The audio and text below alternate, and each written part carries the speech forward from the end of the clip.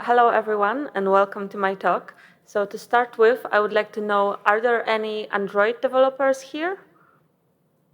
Okay, so have you ever worked with Flutter before? Or, yeah, okay, so everyone has a bit of understanding of Flutter, right? Because this is a Flutter track, so probably it's best if you know at least basics of Flutter. So I am Alicja Ogonowska, and I'm from Poland. And I have over 6 years of experience with mobile app development.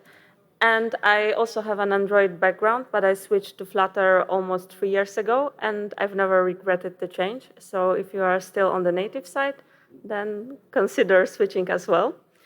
And I work for a Polish company named Equico, and my current client is Flaconi, which is a German e-commerce beauty shop. You can find me on social media, on actually all of them, and usually I'm quite easy to find because I always use my name and surname as a handle. And I would like to start with thanking my colleague, Natalie Mas-Hooper, because she was the one who introduced the concept of full widget tree tests to me and my whole team at Flaconi. So without her, I wouldn't be here today. So make sure to also check her out because she also did an article covering this topic. And today, I would like to tell you some basic stuff about software testing. Finally, I will tell you what a full widget tree testing is, so don't worry, we'll get to that. I will tell you about the advantages and disadvantages of it, how you can get started. There will be also a full example, so I will be showing quite a lot of code, but you don't have to pay that much attention to the code itself rather than to the things that I will be saying, because at the end I will show with you the source code. And later I'll cover the common problems that you may encounter, because of course I've already been there and maybe I can make it easier for you in the future, and then I will wrap it up. So I'm sure we have all professionals here and you all know why we need tests. Of course, we need tests to sleep better at night, and John surely can agree with me. But honestly, when you have a big suite of tests, you can make sure that your code actually works. And it doesn't only work in the happy paths, but you are also prepared for errors and edge case scenarios. And also, it will allow you to catch your regressions issue earlier, because if the test fails, then either there has been a change in the code or a change in requirements. But anyway, you have to work on that. Also, it will give you more confidence when you are trying to refactor, because with a big amount of tests, you will be informed if something breaks. And also, you have a living documentation, and you don't have to wonder, am I covering such a case? You can just check your test suits and check if such a case is tested and covered. And also, you can quickly verify your architectural decision, because if you think writing tests is too complicated, then probably you did something wrong beforehand. In my career, I have heard this sentence, unfortunately, quite many times. We don't have time and budget to write tests. And each time I thought, okay, that must mean you must have an enormous budget to fix bugs on production, because honestly, this is what it usually looks like once the feature and product is actually shipped to the users. There's even a cool chart done by the IBM, which shows you the cost of fixing defects at a given stage of development. And as you can see, it's quite clear. Once the product is shipped to production, it's really costly to try to fix it. So really, it's better to invest your time at the design and implementation phase, even if your clients say that they don't have money for that. It is your job to convince them that it's better to invest it at an early stage of product development. And when it comes to Flutter, automated testing falls into one of a few categories. We have unit tests that test one method or a class. Widget tests, which are also called component tests, which lets you test a single widget. And there are also integration tests that run on a device or an emulator and lets you test a complete app, or at least a large portion of it. And does any one of you have any experience with writing integration tests? Okay, that's great. And today I won't be talking about integration tests, so hopefully everyone will get to know something new. We want the tests that will be easy to write, give you confidence, and are cheap. But unfortunately, you can roughly choose just the two of those. And each kind of those tests have its own limitations and problems. So you can easily write unit tests, but they just test a small portion of your application. You can write integration tests that test whole flows, but then you have to invest more time and money to maintain them. And this is where widget tests are coming in handy, because this is something that is really Flutter specific. And it allows you to write, to test your widgets. But in Flutter, I think you've heard this catchphrase, everything is a widget. So you can test for a list item in your list of elements. You can test your whole list with many elements. You can even test your screen that displays this list. So why not go one step further and test for the whole app? And this is exactly what full widget tree testing is all about. So instead of testing widgets in isolation, you each time test for the whole application and recreate the path that a user would have to go to encounter a given widget. So for example, if you want to test your login screen, you don't pump the login screen, you just pump the whole app and navigate through your menu or tabs, whatever your application is doing. And this is just as the user would do. So when you compare it with other kinds of tests, with full widget tree testing, you get confidence as high as integration tests, because we are able to test everything up till the network layer.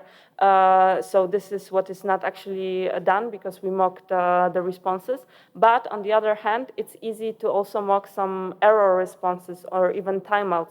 While in integration testing, yeah, it's not so easy. I've heard about some APIs that if you send a request with a given parameter, then you will get a given response error code. But yeah, I'm not sure if this is something you would like to have in your API live. When it comes to maintenance cost, of course, this is higher than unit test, but I would say it is just as high as widget testing. And once you are familiar with plain widget testing and do the setup, everything starting from then is not that difficult. Of course, when it comes to dependencies, there is quite a lot to mock, as you have to be able to run your whole app, but it will pay off in the future. And the good thing is that it's really quick. So if you've ever run your integration testing and were waiting for results and that then got an error and had to start debugging where's the problem, then you will probably appreciate the fact that with widget testing, this is really quick and really speeds up the whole process.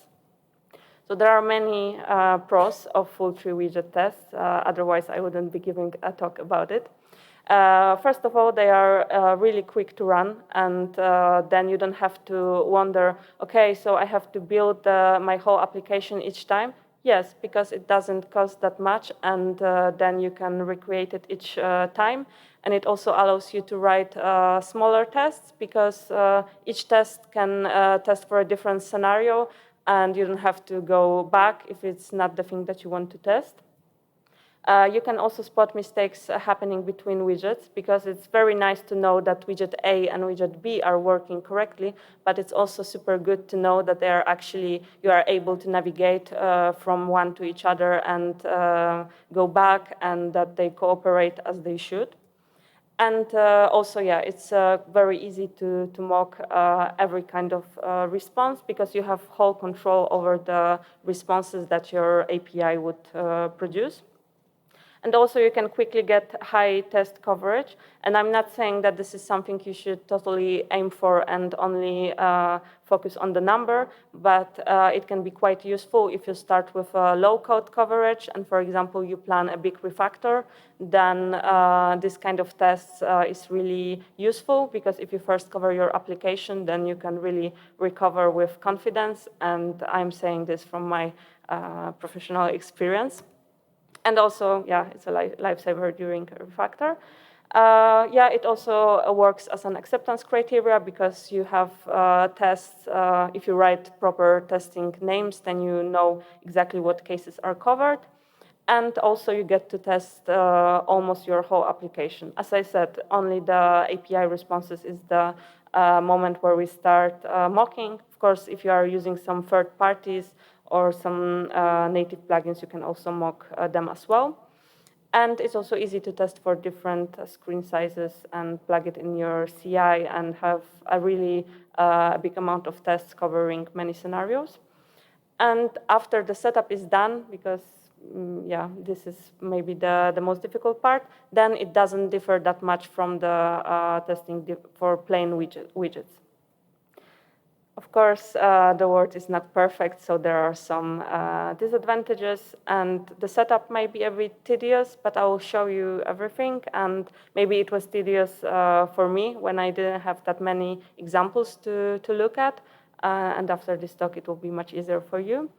Also, if your API responses are quite complex, it can also become hard to maintain those responses. But I'll also show you a resolution for that. And also we test for what the user is seeing on the screen, but we are not actually seeing it. So sometimes it may be tricky to know what is actually happening in those tests. Yeah, it's not so obvious why a test is failing. So in the end, I will give you some tips and tricks how to debug them. And it's a wild west out there because this topic is not that popular. So maybe after this presentation, it will change. So if you are asking yourself, what can I do? I want to start. I want to try it out. Of course, you need to start with a setup. But first of all, I would recommend you to write the simplest test for your main screen. So something that is simple enough to make sure that you have your setup running and you don't waste too much time mocking all the complex network responses. Then you can prepare and register all your dependencies. So as you will be trying to run those tests, you will know what is actually missing. And then at the end, you can go to the network layer and mock the responses. And for the purpose of this talk, I prepared a very simple app. So it uses Go REST API because I wanted to use an existing API. I didn't want to write my own, waste a lot of time and probably doing it poorly. So I found an API that is actually free, and it allows you also for adding content. So the business logic of this API is about posts and users, so consider it as a very, very simple social media application. So basically, the user can see a list of posts, and they also can log into their account, and once they are logged in, they are able to add their own posts. And one disclaimer, because this API doesn't really support account creation, then you have to, so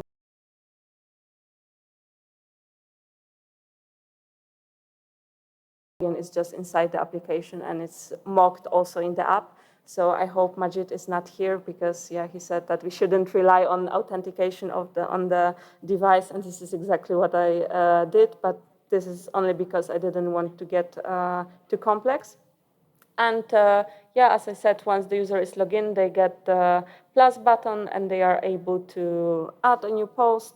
If they don't have a connection, as I turned off my Wi-Fi, they get an error. Once the connection is back, they will see a success message. And if they come back to the page, it is actually added. And I think other people who are also using this API may also see it. So this is just for a presentation purpose.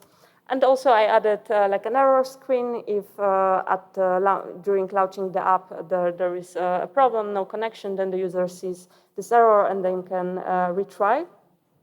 And this is how the code structure looks like. So it will give you an overview of what I'll have to mock in order to get the app running. So as I promised, we will start with the simplest screen.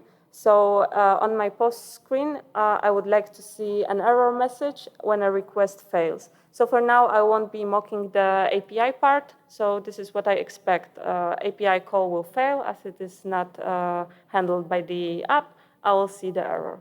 And for that, I need to get my main screen widget. Then, yeah, I will launch the post tab. And then I'm trying to look for the text, oops, something went wrong. And one thing that I do while writing such tests, I try to write them from the user's perspective. So I don't test for widget types or even widget keys, but mainly test for what the users can actually see. Because the user doesn't know whether the text has key error message or something else. They need to see the error.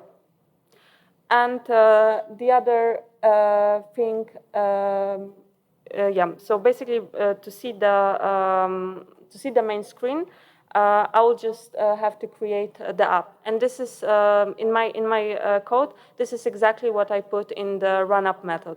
If you have something more happening beforehand, then you will also have to prepare it here. For example, in the Flaconi app, before running the app, we are setting up the localizations. And for example, for tests, we use English, even though the production app doesn't offer English to the clients. So this is just something for our convenience.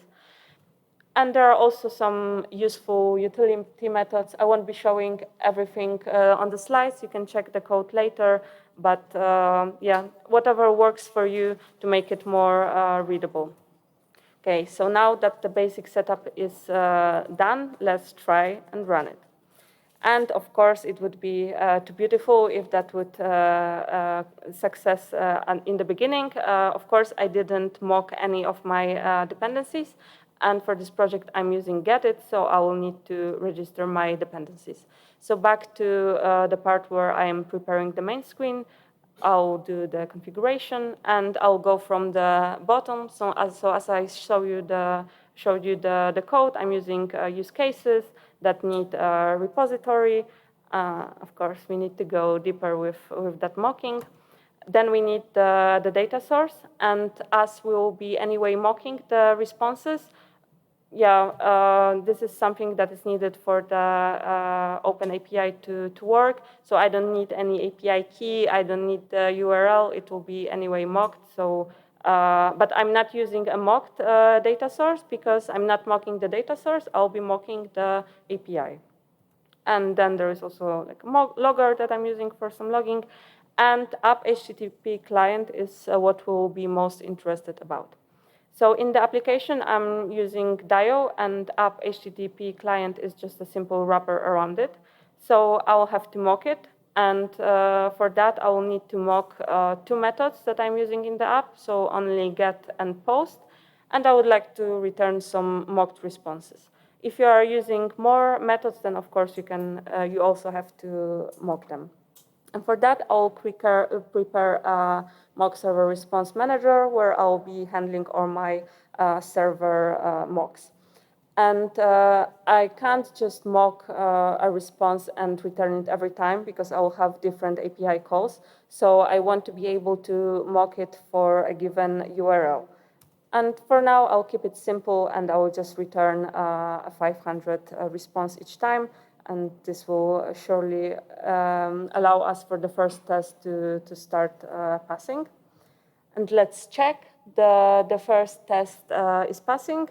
And the second one is complaining about a dependency already registered because I didn't do any cleanup. So I also need to reset my dependencies. And after that, we can try again. And we also get an error, but this one is more expected because we didn't get the title. And in order to get the title of the main screen, we actually need to get the response for the API. So we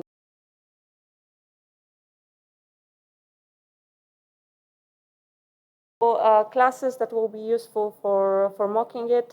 It will be an API call protocol. And as I said, I'll be just using get and post. I will have two API calls in my app.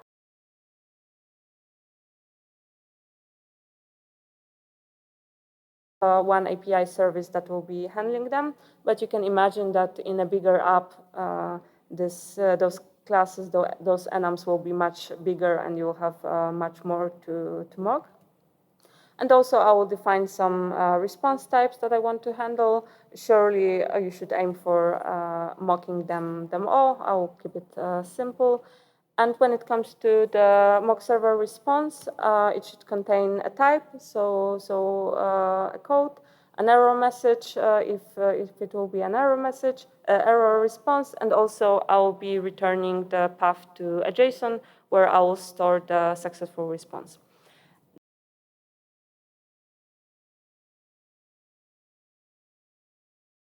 Okay, in this case, just two, but I need to know which one actually are they. And as I said, there will be only one API service, which will be my post data source. And for that, the easiest option to actually identify the API service is use the name of this class as an URL.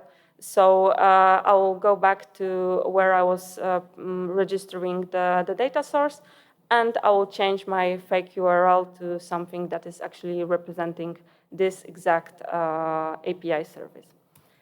Now back to the manager. Just before we were returning a 500 response for each call, but I want to be able to decide which kind of response I want to get.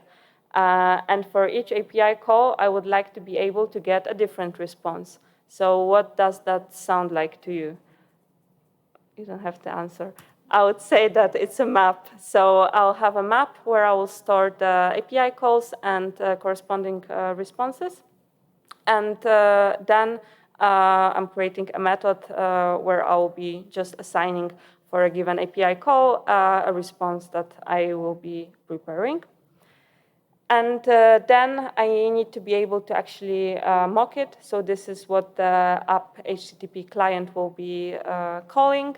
So first of all, when I will have a API call, I would like to know what kind of API service this is. And this info I will get from the URL. Of course, if it's not found, I will just print and throw so that I will be informed that I need to do some more mocking. Then I will check which kind of API service it is.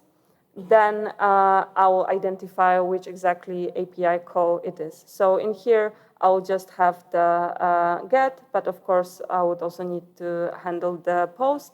And if you have a bigger project with many API services, many calls, then you just have to find a way to identify each one of them. So sometimes you will also need to get a bit more complex and, for example, identify the calls based on the parameters or some other data. And then I'll be creating the actual mock response. So first, I'm checking if my map contains this API call. Do I have a response mocked for it? If no, then of course print and throw. And if yes, I want to grab it and execute it. And when it comes to execution, if it's a response type of timeout, I'll just throw and I'm done for now. But if it's something different, then I still have to handle it and create a body for it. I'll get back to it, get the response code, and also add the request options. And in my case, I'm using DIO. So DIO automatically converts the received data to JSON. So I also need to do that because my app is expecting this. And if it's a successful response, then I'll just return the response. And if not, then I will throw a DIO error. And when it comes to creating body, I went with storing the data in the response in JSON files because this was the most convenient thing for me. So you can have different files for different kind of responses. For example, if you want a list, you can return an empty list, a list with one element, a list with 100,000 billion elements, and see how your app reacts to that. And if you should return the response, then this is just a JSON decoder. I won't be going that deep into that. And this is what we will be returning.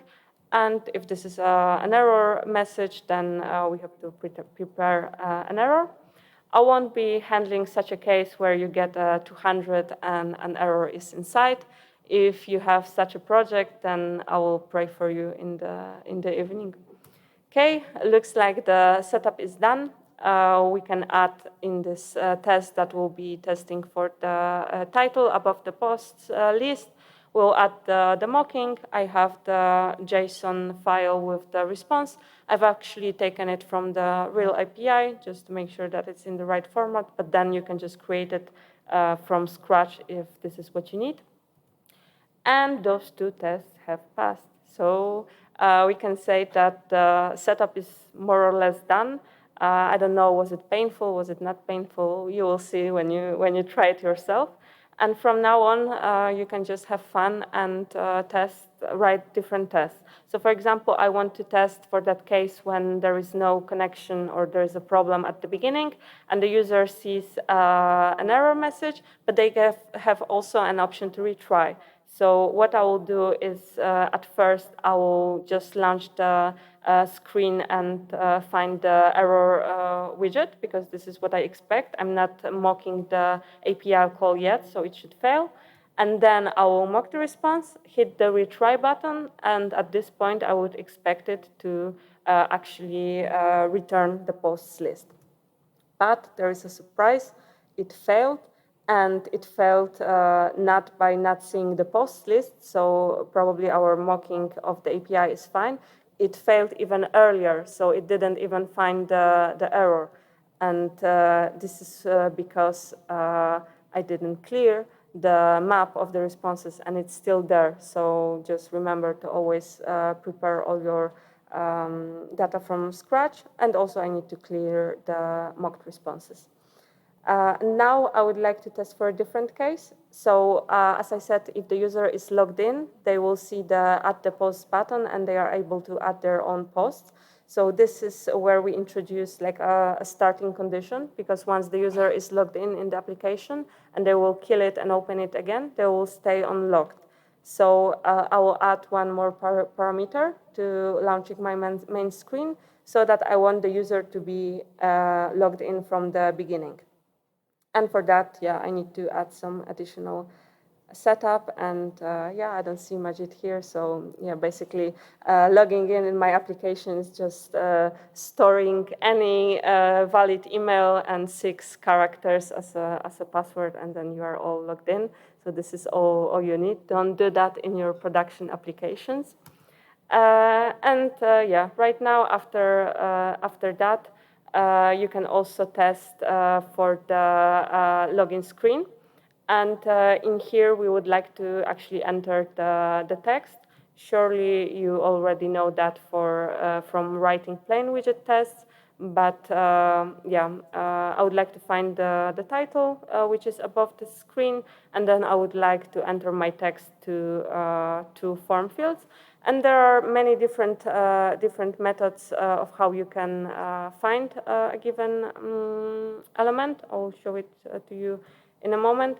And what is nice with this kind of tests is you get to write all kinds of wrapper functions that are just useful for you, because when I want to enter the text, I'm just interested in what kind of text I want to enter and where, and I don't want to care in my test code that I also need to pump something, blah, blah, blah. It all gets super long, so I like to extract such things to methods, but just use whatever works for you. And for finding this form field, there are many different approaches. So one approach I did here is I found the form field by a hint, because as I said, I don't want to look for them by the key. But you can also do it, for example, by looking for the title and then finding the whole column with the title and the text field.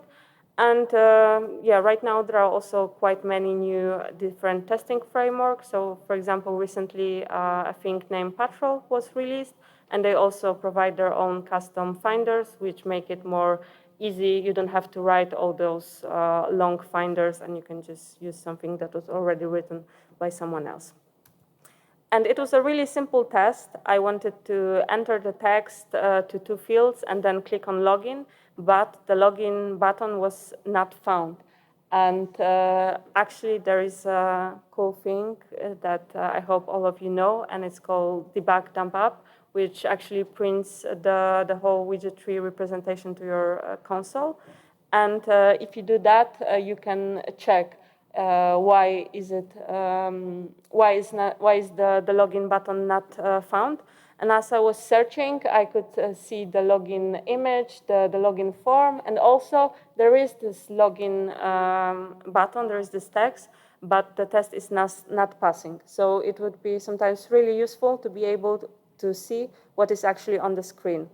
And the funny thing is that you can actually run your widget tests on your device. And you have to just do flutter run and specify the path to your test file. And after that, it actually launches on your device.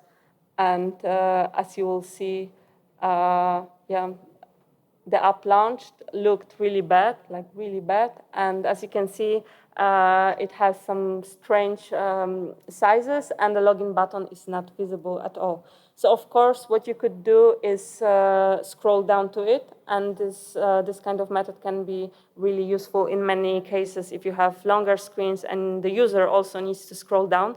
But in this case, come on, this was a really simple login form, and the button anyway should be visible. But as you could have noticed, the screen size was quite weird. And thankfully, you are able to set the screen size for your tests, and you can just put something that more resembles a modern mobile phone. And you just have to do that before pumping your main widget. And after that, I will run it again, and right now it looks much better.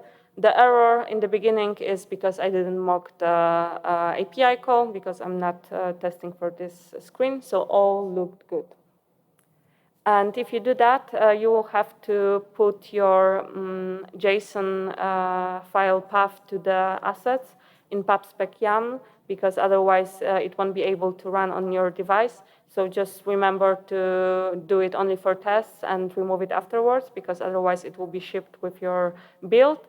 And one more bad thing is that running the tests on device interfere with network images. So if you use network images, then you can just forget about running the tests on your device. Sorry for giving you hope. Surely everything can be done, and probably there's a workaround for that, but I haven't digged that deep inside that. But yeah, you can do. And as you could see, probably there will be some problems that you can encounter during writing such a test. And the most common one, from my experience, is when a view should be there, but the finder can't find it. And it can be actually really frustrating to find out what is happening if you don't get this preview on the device. So the first one that you should do is go with the debug dump up and start debugging. And also make sure that you are actually on the right screen, because in my case, in most situations like that, I was thinking I am on one screen, but I was, for example, still on the previous one because, I don't know, a tab didn't work and I didn't navigate to the next thing.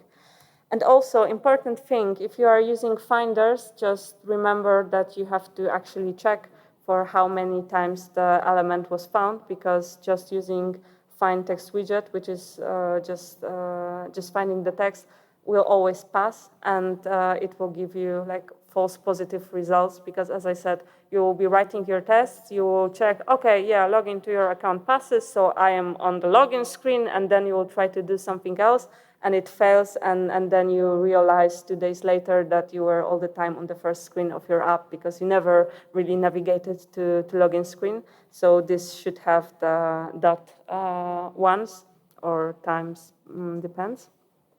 And also, if you are using a block, you can use the block overrides to actually log your block events in the test. So it can also give you a bit more information of your current app state.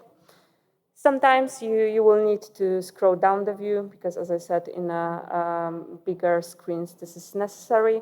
And also, sometimes when you are looking for a text, make sure that maybe the text is there, but it's overflown with ellipses and it's not fully visible. So in such cases, it may be useful to check if a widget contains a text and not check for a specific test.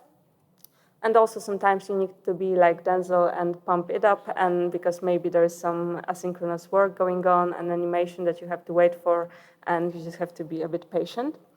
A different situation, yeah, a view should not be there, but the tester finds it. So it's quite similar to the first one, and all the solutions also apply to it. So just debug it and make sure that you are on the right screen. Also be careful with widgets like opacity or expandable widgets, because you may expect them to be not visible, but the Finder sees them, and sometimes you have to do some workarounds. Like, for example, I wanted to check for the password form field that had the obscure parameter, and yeah, it was visible all the time. Even though the user couldn't see the password, the Flutter sees it all the time. If your test fails before the code finishes executing, then maybe you should wrap your async part of your test with tester run async, and then that should work. Also, sometimes the debugger doesn't stop in your breakpoints. I'm not sure if this happens just in Android Studio or in VS Code as well, but one useful thing that I don't think it's that popular, you can actually use debugger from Dart developer and just paste this line in the line where you want the IDE to stop, and then it will surely stop. But remember to remove it later, because otherwise your test won't run. Also, you may encounter pending timer errors, and that means that you have either a running animation or, for example, if you are using snack bars, this can happen quite often. So you just need to pump for a given duration to make sure that it finishes. Also, make sure to close all your timers and controllers in the onDispose method. And if your app uses network images, yeah, also just the widget tests have problems with that. And for that, there is the network image mock test dependencies that you can add, and you just have to wrap your test with mock network images 4, and then it will start working. And also, if your JSON files are too complex, then it may be worthy to split them in smaller parts. And this will require some time investment from your side, but it will pay off, because you will be able to build your responses from smaller parts. So for example, if you have an e-commerce app and the orders response is super huge because the order object is big, then you can just have smaller JSONs that will have one product, two product, no product. Then you can have user data for logged in user, anonymous user, etc., and programmatically build the JSONs on your own. And there is just one more concept that I would like to very quickly tell you about. And this is basically running the full tree widget test on your production app. So we are using it in our project because our app depends on the content that is provided by the content team, which are not technical people.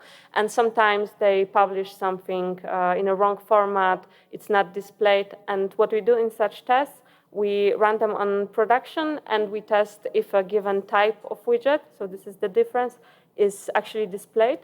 And yeah, it's just for quickly checking the setup. So there are no many complicated tests. We just test for those things that were usually problematic. And for this, I added like a section of post of the day to the application. And I'm not interested in the content because it will change every day or dynamically. I just want to make sure that it's always there. And for that, you need to set up those tests in a different folder. So you will have to run them by specifying this folder. And yeah, running those tests is quite similar, but the difference is in here. So we are not actually mocking the API responses. We allow the app to make the calls, and for that you need the HTTP overrides global as null. And the problem with those tests is that they are more fragile because they make the actual API calls. So sometimes you have to make sure you pump a lot of frames, you wait because you are actually making the call. So sometimes it may fail even if it shouldn't. But in general, it works quite well as a quick check. So what I would like you to remember after this talk is that you can write integration like widget tests. They shouldn't replace normal tests. I think they're a nice addition, but always remember to also write your unit tests and write normal widget tests if a widget is complex enough on its own and doesn't interact with different screens or widgets. And also, it's very great if you want to mock various errors and make sure you are prepared for them, and that you can also run them on production and do some kind of health checks. And the setup is the worst. Afterwards, it's all fun and unicorns. And if you have any questions, I'm not sure if we have time, but I would like you to go to this QR code and rate my application. And there's also an open Q&A, so you can post your questions there. The Slido will be open till end of the month, so 3 days. And I will just answer them later. Okay.